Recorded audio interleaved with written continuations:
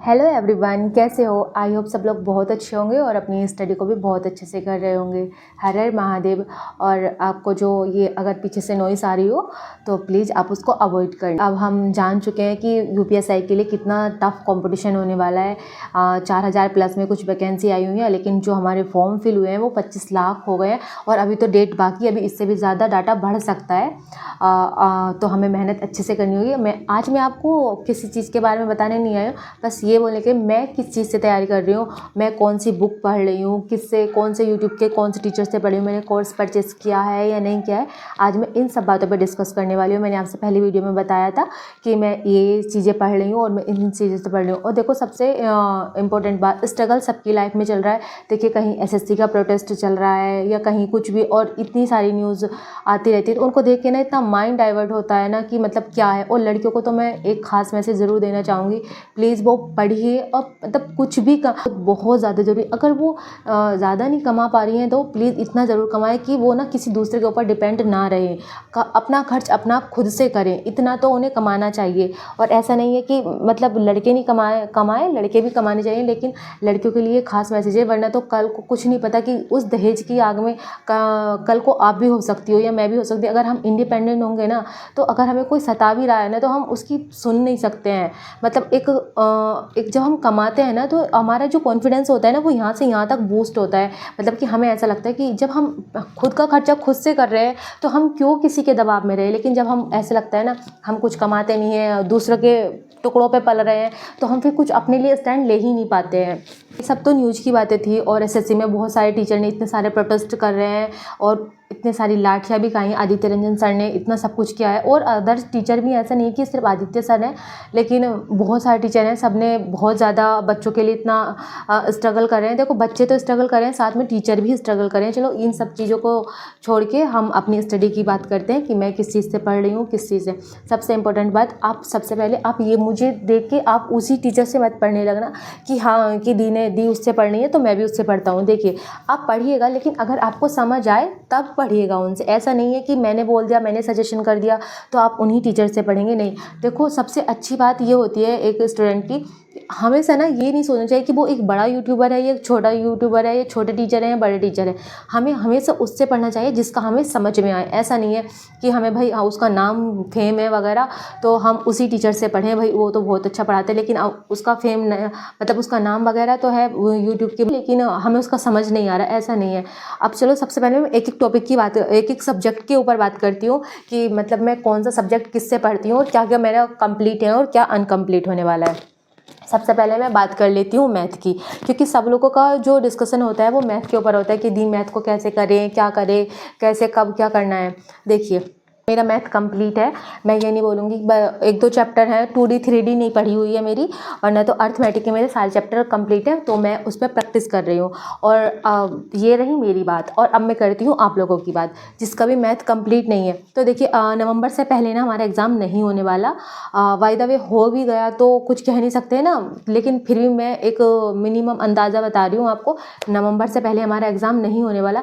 आपको मैथ कैसे कंप्लीट करनी है, आपको ना कोई भी RWA के टीचर हैं, राहुल तेवेतिया सर, तो आप ना उनसे एसएससी बनी हुई है पूरी, अभी भी क्लासेस चल रही हैं, कंप्लीट तो नहीं हुआ, कंप्लीट हुआ है नहीं है लेकिन मुझे पता नहीं है, लेकिन वो उनकी क्लासें हैं, मैंने देखी हैं एक दो क्लास, अच्छा पढ़ाते हैं वो, तो आप उनसे पढ़ सकते हैं। लेकिन और आपको ना ऐसा पढ़ना है कि एक एक दिन में ना आपको 3-3 क्लास लेनी है मैथ की।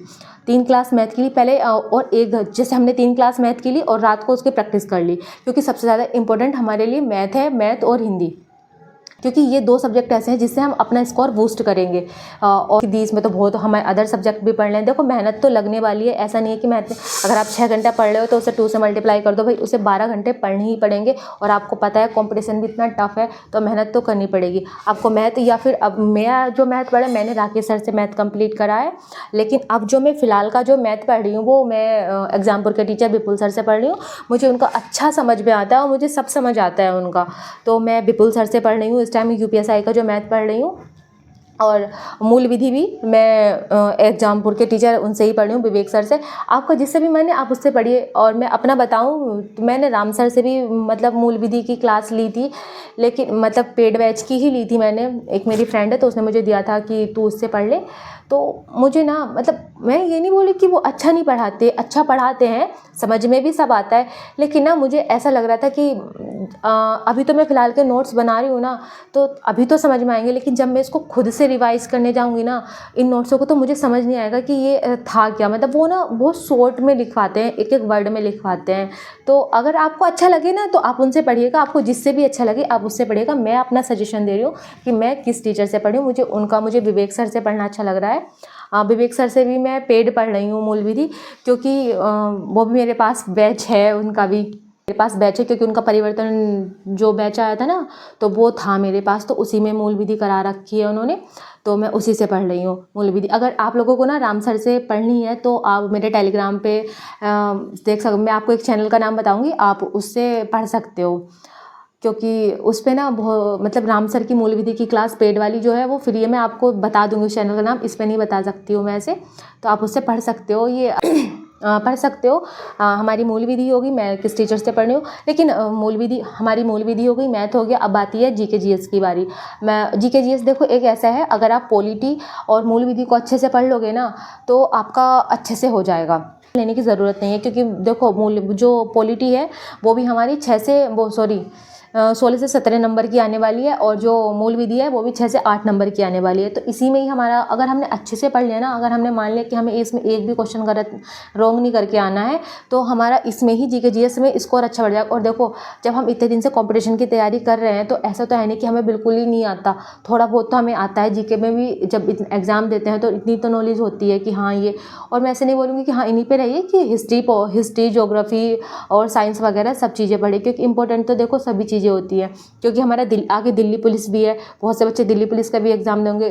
विधि की बात करूँ तो आप बुक जो ले सकते हैं वो घटना चक्र की बुक ले सकते हैं, बहुत अच्छी बुक है घटना चक्र की। मेरी जो बुक है ना वो घटना चक्र की मेरी लाइब्रेरी में रहेगी, वरना तो मैं आपको उसको दिखाती कि कैसी, मैं उसका रिव्यू आपको ज़रूर दिखाती। मूल विधि की जो है वो घटना चक्र ले सकते हैं, अच्छी बुक है। और आप जो भी आपको टीचर से पढ़ना अच्छा लगता है, कोई सा भी टीचर हो जिसका आपको समझ आए आप उससे पढ़िएगा।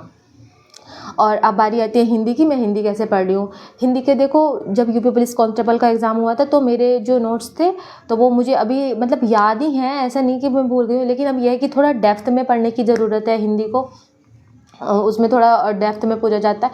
तो मैं ये आदित्य पब्लिकेशन की बुक से पढ़ रही हूँ, ये तो इसमें सारे 2024 के सारे अपडेटेड क्वेश्चन हैं।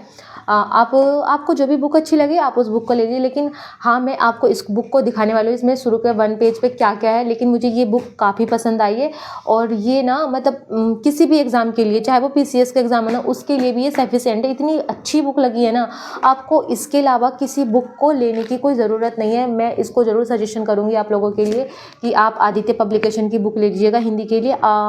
मुझे नहीं लगता कि इस बुक के अलावा कि पेपर कहीं और से आ जाएगा हिंदी का। हिंदी के लिए यही मैं आपको सजेशन करने वाली हूँ।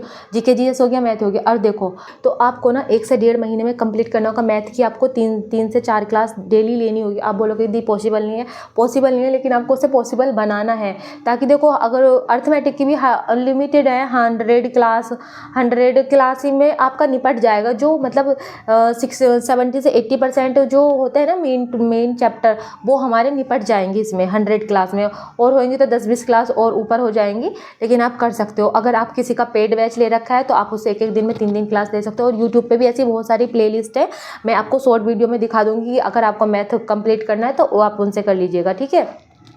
मैथ भी हो गया, और हम मूल विधि और पॉलिटी को भी आपको बहुत अच्छे से करना है। मैं ये नहीं बोलूँगी कि जिस टीचर से मैं पढ़ रही हूँ या जिस बुक से मैं पढ़ रही हूँ आपको भी उसी बुक से पढ़ना है, नहीं। आपको जो भी बुक अच्छी लगती है या जो भी टीचर आपको अच्छा लगता है, जिससे भी पढ़ना आपको पसंद है, आप उससे पढ़िएगा। बस समझ में आना चाहिए आपको अच्छे से। और जीके जीएस आप वो तो हमें खुद से ही पढ़ना होता है, और बस आप प्रैक्टिस की रहिए।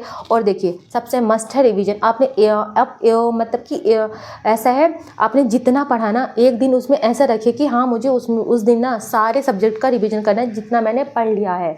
आप संडे रखिए, मंडे रखिए, ट्यूसडे रखिए, वेडनेसडे, कोई सा भी दिन रखिए जो आपके लिए सुटेबल हो। आपको लगता है कि हाँ मुझे उस दिन अच्छा लगता है तो मैं उस दिन सारे जितने भी सब्जेक्ट मैंने पढ़ लिए हैं उसका रिवीजन करिए। और आप मैथ में ना ये सोच के मत चलेगा कि बस मैं मतलब मुझे ये कोर्स कंप्लीट करना है ये वगैरह वगैरह, नहीं। ये नहीं सोचना है कि हमें कोर्स कंप्लीट, उसकी प्रैक्टिस भी करनी है, ताकि ना अब हमारे पास इतना टाइम तो है नहीं कि पहले हम कोर्स कंप्लीट करें फिर प्रैक्टिस करें, इतना टाइम नहीं है। तो अगर आपको 3 क्लास ले रहे हैं ना, तो शाम को 1 घंटा रिवीजन उसका करना ही करना है, चाहे कुछ भी हो जाए। और रही रीजनिंग की बात, रीजनिंग में तो देखो प्रैक्टिस है, आप टेक्स्ट बुक से, क्योंकि मैं और किसी चीज़ पर कभी टेस्ट नहीं लगाई हूँ, मैं हमेशा टेक्स्ट बुक पे ही टेस्ट लगाती हूँ। तो आप रीजनिंग टेक्स्ट बुक से कर सकते हो, या फिर आपको जहाँ से भी प्रीवियस ईयर क्वेश्चन मिले आप रीजनिंग के वो करिएगा। मैं आपको ना अपने उस पर चैनल, अपने टेलीग्राम पे एक चैनल दे दूँगी, उसमें ना सारी बुक की, मतलब जो प्रीवियस ईयर आए हैं ना यूपीएसआई में, हिंदी मूल विधि सबके, तो वो आपको बुक लिस्ट मिल जाएंगी, आप उसकी PDF डाउनलोड कर लेना, ठीक है। मैं डाल दूँगी उस पर, उसमें सारे प्रीवियस ईयर ही क्वेश्चन है। और आपको कुछ भी डाउट है या कुछ भी है, और मैं डेली टारगेट करने वाली हूँ 1 सितंबर से। तो अगर आप भी मेरे साथ तैयारी करना चाहते हैं, और प्लीज़ मुझे अपना सजेशन ज़रूर दिया करिए कि दी ऐसे करिए, उससे मतलब ऐसे पढ़िए, तो मुझे भी अच्छा लगेगा, ठीक है। कमेंट में ज़रूर बताया करिए कि दी हाँ ये, अगर मुझसे कुछ गलत बोला जाता है तो प्लीज़ सॉरी। और को दिखा देती हूँ कि इस हिंदी की बुक में कैसे क्या दिया हुआ है।